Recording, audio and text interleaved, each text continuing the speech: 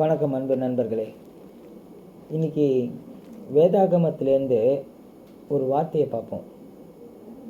ஏசையா என்ற தீர்க்க தரிசன புத்தகத்தில் 60ஆம் அதிகாரம் 1வது வசனம். எல்லாருக்கும் பிடிச்ச வசனம். எழும்பி பிரகாசி, உன் ஒளி வந்தது, கர்த்தருடைய மகிமை உன்மேல் உதித்தது. என்ன அருமையான வசனம் இது. தினமும் நம்ம கர்த்தரை வேண்டுறோம். பல பேர் மனசில் இது இருக்குது, என் ஒளி வந்திருக்கு, ஆனால் கர்த்தருடைய மகிமை என் மேலே இருக்குது, நான் விசுவாசிக்கிறேன், அப்படி இப்படின்றாங்களே தவிர மாற்றங்கள் அவங்க வாழ்க்கையில் எதுவுமே இல்லை.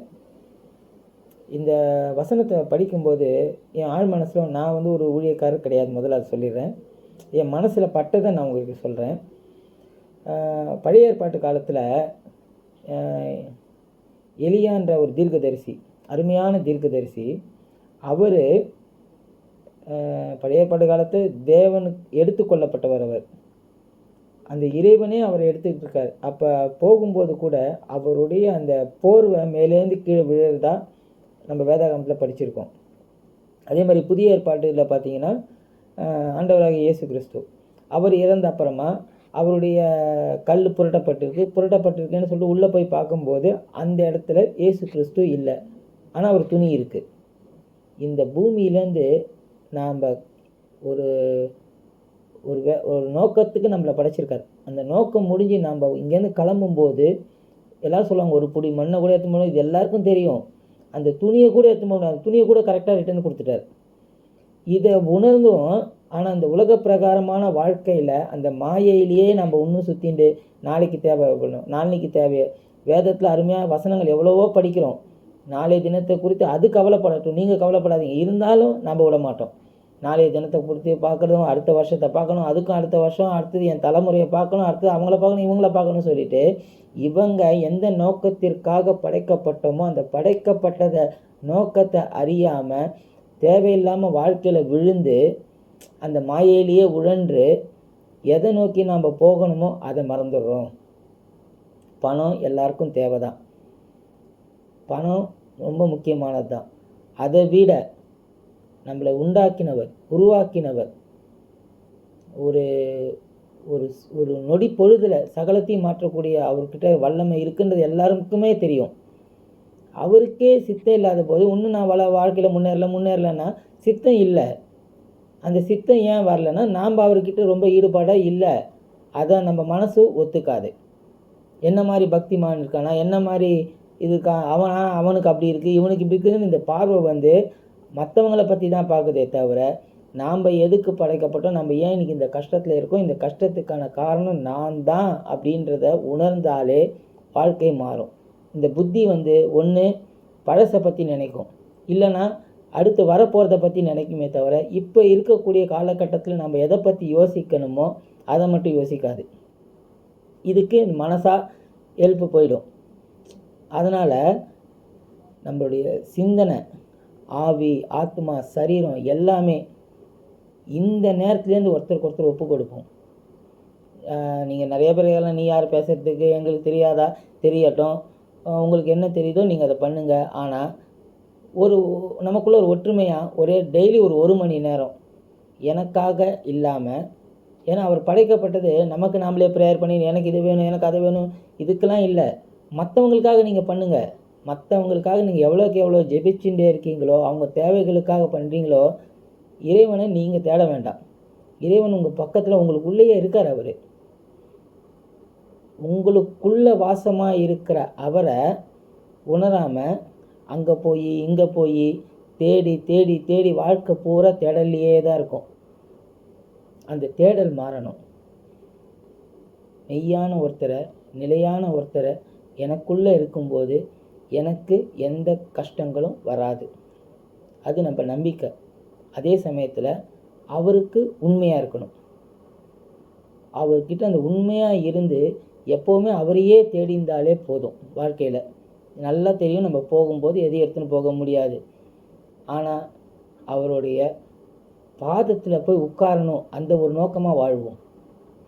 இனி என்னுடைய மோட்டிவேஷன் எல்லாமே தேவ சமூகத்தில் நம்ம பைபிளில் படிப்போம், அவர் உள்ளங்கைகள் நம்மளை வளைந்திருக்கிறார், இதெல்லாம் படிக்கிறோமே தவிர அந்த வாழ்க்கை ஒரு காலத்தில் நான் வாழுவேன்ற ஒரு நம்பிக்கையோட எப்போவுமே 24 மணி நேரம் கொடுக்கப்பட்டது எதுக்குன்னா, இடைவிடாமல் ஜெபம் பண்ணுங்க. அவர் சொல்ல சொல்ல சொல்ல சொல்ல அந்த வார்த்தைகளை மகிமைன்னு இருக்குது, அந்த வார்த்தைக்குன்னு ஒரு சக்தி இருக்குது. அந்த வார்த்தையை நம்ம சொல்லி சொல்லி சொல்லி சொல்லி ஜெபிக்கும் போதும் அதுக்கேற்ற மாதிரி நம்ம நடக்கும் போதும் கண்டிப்பாக அந்த வார்த்தை எழும்பி பிரகாசின்னு வருது பார்த்தீங்களா, நம்மக்கிட்ட அந்த அவருடைய ஒளி வந்ததுன்றதை நாம்ளும் உணர முடியும். கர்த்தருடைய மகிமை கண்டிப்பாக நம்ம மேலே உதிக்கும். ஸோ இந்த மேற்கண்ட வசனத்தின் பிரகாரமாக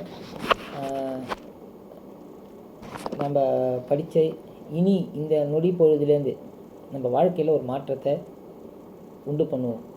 தினந்தோறும் டெய்லி ஒரு 10 நிமிஷமோ, அரை மணி நேரமோ, 1 மணி நேரமோ, 2 மணி நேரமோ, நமக்கு எவ்வளோ 24 மணி நேரம் இருக்குது. அதில் ஆக்சுவலாக அந்த தசமா பாகம்ன்றது அதில் 2 மணி நேரம் 40 நிமிஷம் அவருக்கு செலுத்தணும். அதை செலுத்துகிறோமோ இல்லையோ, 2 நிமிஷமாக இருந்தாலும் சரி, அந்த 2 நிமிஷம் இன்றைக்கி நம்ம கண்களில் என்னென்ன காரியங்கள் பட்டது, இன்றைக்கி என் கண்ணில் ஒரு காரியம் பட்டுது, என் காதில் சில வார்த்தைகள் விழுந்திருக்கு, அது கேட்டிருக்குன்னா காரணம் எல்லாமே இல்லை, எல்லாத்துக்கும் ஒரு காரணம் இருக்கும். அதில் என்னென்ன யார் யாருக்கு என்னென்ன பிரச்சனைகள் இருக்குது, என்னென்ன வேதனையில் இருக்காங்க, அது எல்லாத்தையும் அவரோட பாதத்தில் டெய்லி நாம் மற்றவங்களுக்காக ஜெபம் பண்ணிக்கிட்டே இருப்போம். இன்னிலேருந்து ஒரு நமக்குள்ளே ஒரு என்ன சொல்கிறது, நமக்குள்ளே ஒரு மனசை அப்படி திருப்பிப்போமே. ஒரு மாதம் அப்படியே ஒரே ஒரு மாதம் வாழ்ந்து பாருங்களேன். நீங்கள் 10 வருஷம் முன்னாடி எப்படி இருந்தீங்கன்றதை யோசிக்க, இன்றைக்கி எப்படி இருக்கீங்கன்றதை யோசிங்க, மாற்றம் எவ்வளோ இருக்குதுன்னு. அந்த 10 வருஷத்தில் ஏற்பட்ட மாற்றத்தை நீங்கள் அந்த ஒரே மாதத்தில் பார்க்க முடியும். அதுக்கு முதல்ல தேவை உங்களுக்கு அந்த நம்பிக்கை. இந்த நொடி பொழுதுலேருந்து நான் எல்லாருக்காகவும், இதில் இந்த ஜாதி மதம் இனம் எதுவுமே பார்க்காதீங்க. உங்கள் கண்ணில் படுற மக்களுக்கு யாருக்காவது அவனுடைய ஏதாவது சில இது சொல்ல, அவனுடைய கர்மா, அது அவனுடைய விதி, அவனுடைய காலம் அப்படி இருக்குன்னு, காலத்தையும் சகலத்தையும் மாற்றக்கூடிய வல்லமை அவர்கிட்ட இருக்குன்ற நம்பிக்கை நம்மக்கிட்ட இருக்குது. அதனால் எல்லாருக்காகவும் ஜெபம் பண்ணுவோம். ஐயோ இவங்க எனக்கு நல்லவன், இவன் எனக்கு கெட்டவன் அப்படிலாம் பார்க்காதீங்க.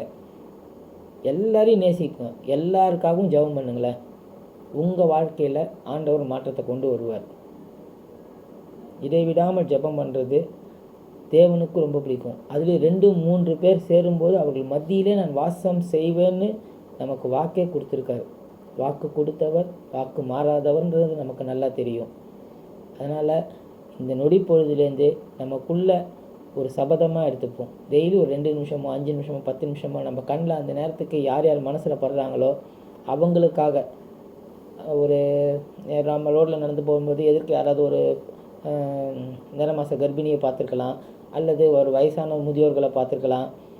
ஏதாவது ஒரு சூழ்நிலை நம்ம கண்ணில் பட்டு, யாராவது வண்டியில் போகிறவங்க கொஞ்சம் சரியில்லாமல் வண்டி ஓட்டின்னு போயிருக்கலாம், அதனால் சில பேருக்கு இழப்பு ஏற்படலாம். அவங்களுக்கு அது மாதிரி